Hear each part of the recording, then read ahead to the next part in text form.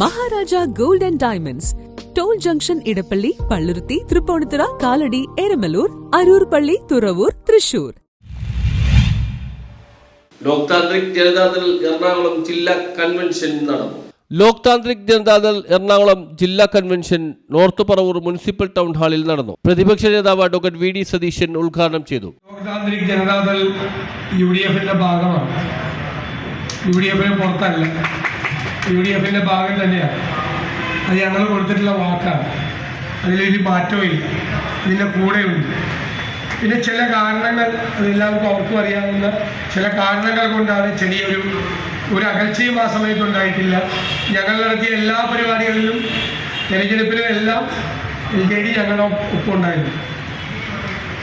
ഞാൻ സോഷ്യലിസ്റ്റ് പ്രസ്ഥാനങ്ങളെ ഇന്ത്യയിലെ കോൺഗ്രസ്സുകാരനായിരിക്കുമ്പോൾ തന്നെ ആദരവോടുകൂടി നോക്കിക്കാണുന്ന ഒരാളാണ്.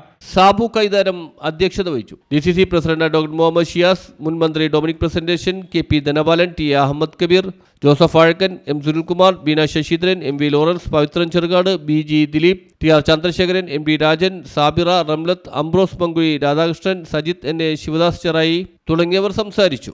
രാഷ്ട്രീയത്തിന്റെ പര്യായമാണ് നമ്മൾ ഇന്നീ കാണുന്ന കേരളത്തിൽ തിങ്ങി നിറഞ്ഞു നടക്കുന്ന ബംഗാളികൾ. ഇവരുടെ കയ്യിലെ കറകൾ കഴുകിക്കളയാൻ വേണ്ടിയാണ് ബംഗാളികളെ അതിഥി തൊഴിലാളികളായി കേരളത്തിൽ സംരക്ഷിക്കുന്നത്. ഇന്നിവിടെ ഇരിക്കുന്ന ഓരോ ആളുകളും കടക്കെണിയിലാണ്. അവരുടെ ഒരു ദിവസത്തെ വേതനം കൊണ്ട് ജീവിക്കാൻ കഴിയാത്തത്ര വിലക്കയറ്റം കേരളത്തിൽ സംഭവിച്ചു കഴിഞ്ഞു. അടുത്തൊരു തെരഞ്ഞെടുപ്പ് വരുമ്പോൾ കേരളത്തിലെ ജനങ്ങളെ മുൻപ് പോലെ സാധാരണ ജീവിതഗതിയിലേക്ക് മാറ്റി തീർക്കാൻ. News bureau, Paravur.